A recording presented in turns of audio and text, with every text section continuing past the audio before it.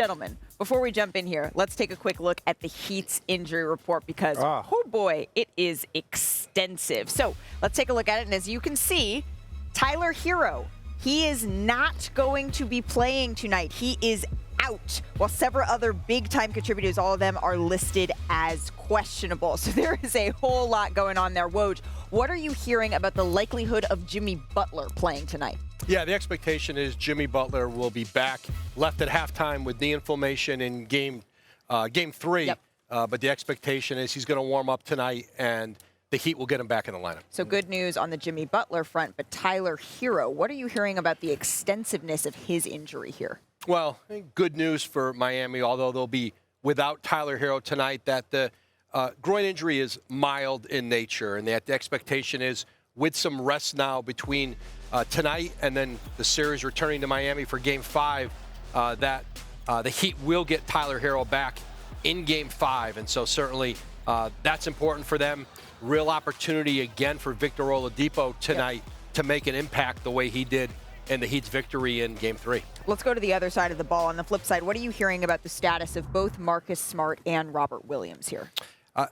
I'm told that there's some optimism on Robert Williams returning to the lineup for Boston tonight. That knee, I think, is going to be a game-to-game endeavor through the whole postseason. How he feels having played, how the recovery takes shape for him. But I think right now there's some optimism. He can get back on the court. They really missed him against Bam Adebayo. You saw him go to work on Boston. So while they hope and there's optimism on Robert Williams, Marcus Smart, he has been going through rehab and treatment really almost around the clock since the Saturday night. The hope is, he can get closer to game time and get a sense. He's a player who does not like to miss time. No. I think the sense was adrenaline got him through the rest of Game 3. But it's a significant ankle injury. I think we'll know closer to game time tonight if Marcus Smart can play for Boston. It was certainly scary watching him go down. You could hear a pin drop in the arena. It was so quiet in here, and you could hear him screaming. We don't need to play that again. Enough. All right. Let's go back to Tyler Herro, because although he was 0 for 6 from 3, what is the impact perk of not having him on the floor tonight going to be for Miami? Well, I think it hurts. It hurts Boston. It hurts Boston and help the Heat. Yeah, for the simple fact that he hasn't been playing well. So if I'm the Celtics, I actually want this version of Tyler Herro. But now it looks at the depth, right, of the Miami Heat and the great coaching of Eric Spoelstra throughout the entire season, right? Plug and replace, getting guys ready to be ready for the moment. Like, you're looking at a guy like the kid Martin that come in off the bench, and then now Duncan Robinson, Victor Oladipo.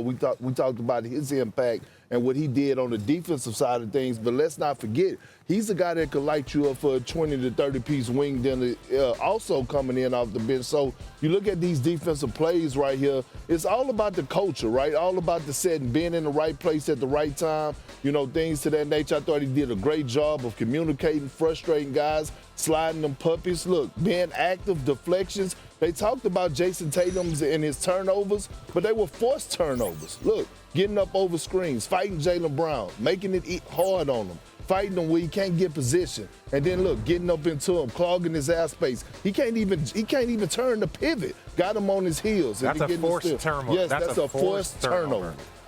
Look, when I look at Tyler Herro, I understand that.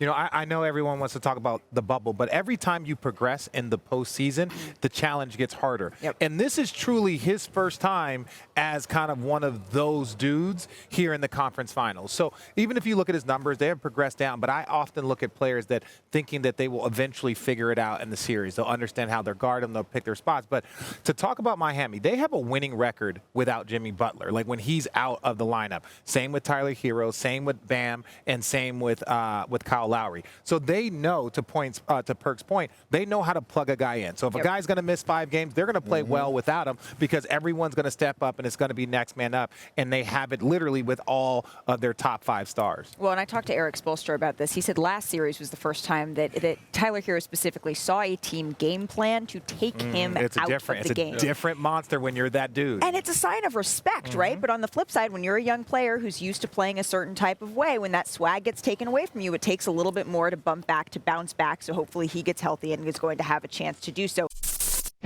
Thanks for watching ESPN on YouTube. For live streaming sports and premium content, subscribe to ESPN+.